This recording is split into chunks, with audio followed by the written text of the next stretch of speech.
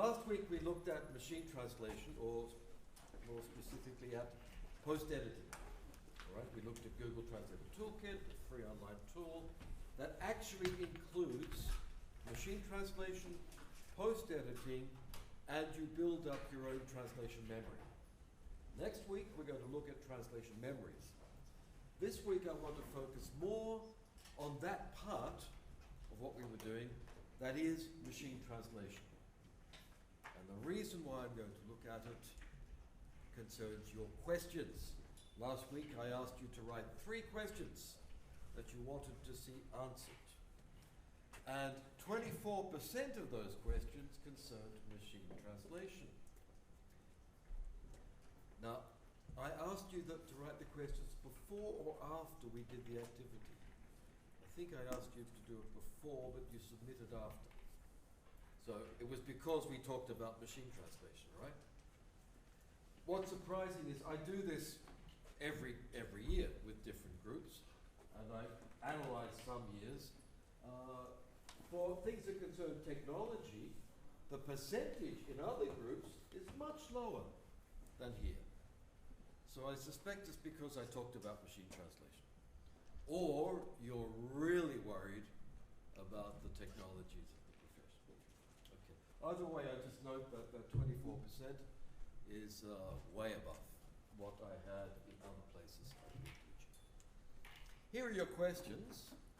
I'll try to answer all your questions. Some of them are rather specific and can be answered. I might, at the end of the course, I have a session where I answer all the miscellaneous questions. All right. Here are the questions that you asked about machine translation, or that I've categorized here. All right.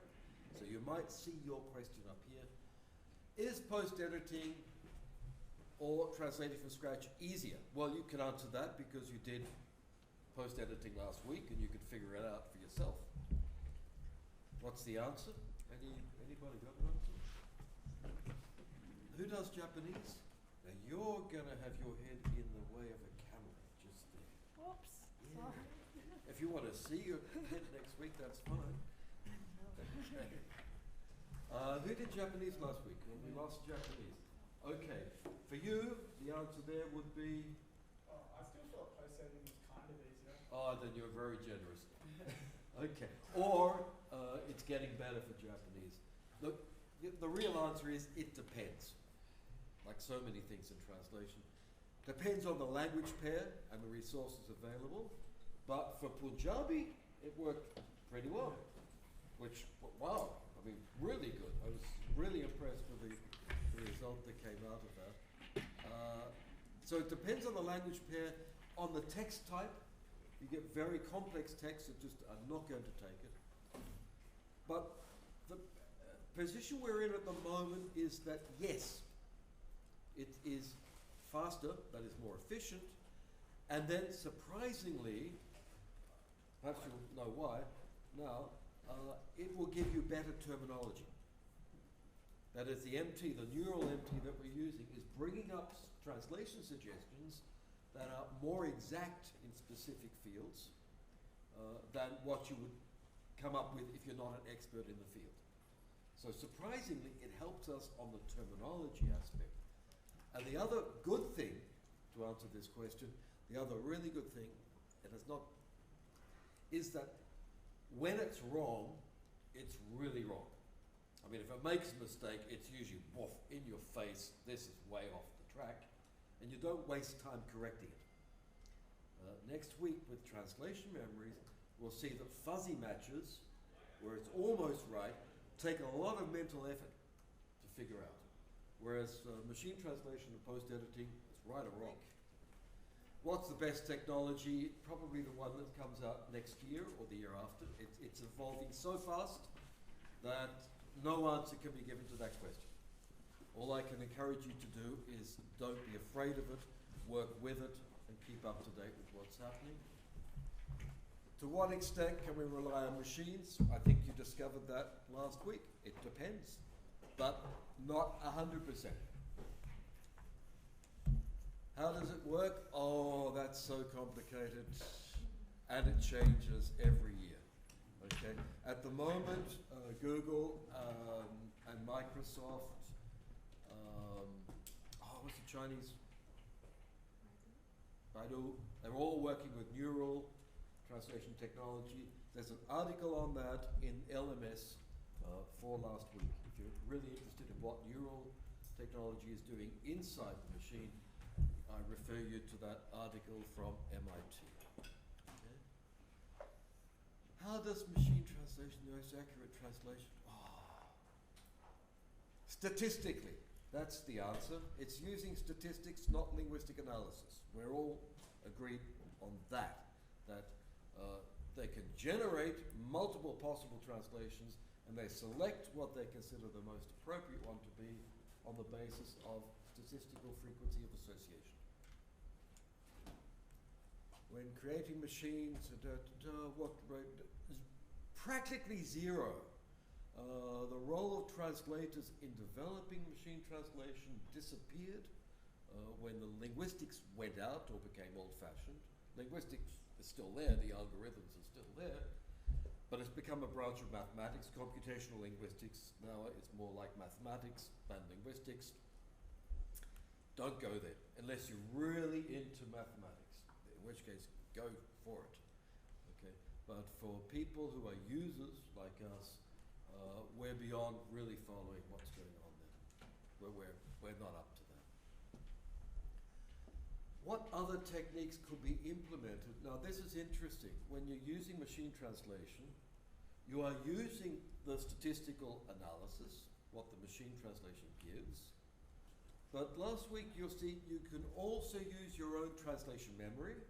If you've translated a sentence before, your translation will come up again. I hope some of you saw this last week. It can work on your glossaries or field-specific glossaries that are there, which contain a lot of knowledge. So if you're working professionally, a client will send you a text to translate, and usually a translation memory, which gives you the pairs that they want, and if you're lucky, a glossary, which says, this is how you're going to use the technical terms. So you want to know what else? Well, usually you've got those packets of things around you. That means that when you translate, you're working from a text and a memory and a glossary, if not other field-specific knowledge. That's why I stopped calling it a source text, because it's not just one source, it's a start text, it's your starting position. Okay, but there are other sources involved as well. Is machine translation adequate enough for software localization? No way. And other less important applications, help. Software is one of the areas where a translation mistake can send the whole thing off the track. There are low-risk situations, high-risk situations. If it's high risk, post-edit machine translation to check it. If it's low risk, probably raw machine translation is fine. Okay. Is it common to get a second opinion during post-edit? The same answer. High-risk situations, revision, revision, revision. Low-risk situations, well, here's a gist. You get an idea.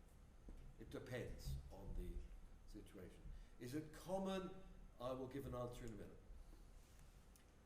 With the help of technology, has the importance of human translators declined drastically? Define importance. No. The global demand for translations rises in parallel with advancing technology and the use of international English. That is, the communication demand is so big, the pie gets so much bigger that translators are still needed. They're still needed for fully human translations, but especially to work with machine translation and verify it. If it's not 100%, some expert has to come in and tell someone when it is 100%, or how it can get up to something near 100%. So there's a lot of work for translators around working with the machines. Will we ever reach a point where human translators become obsolete? I hope so. I mean, there's more interesting jobs around. You know, where was it? There used to be a job when they had gas in the lights in the street. Some guy had to go along lighting the gas and putting it out. And that was a job, all right?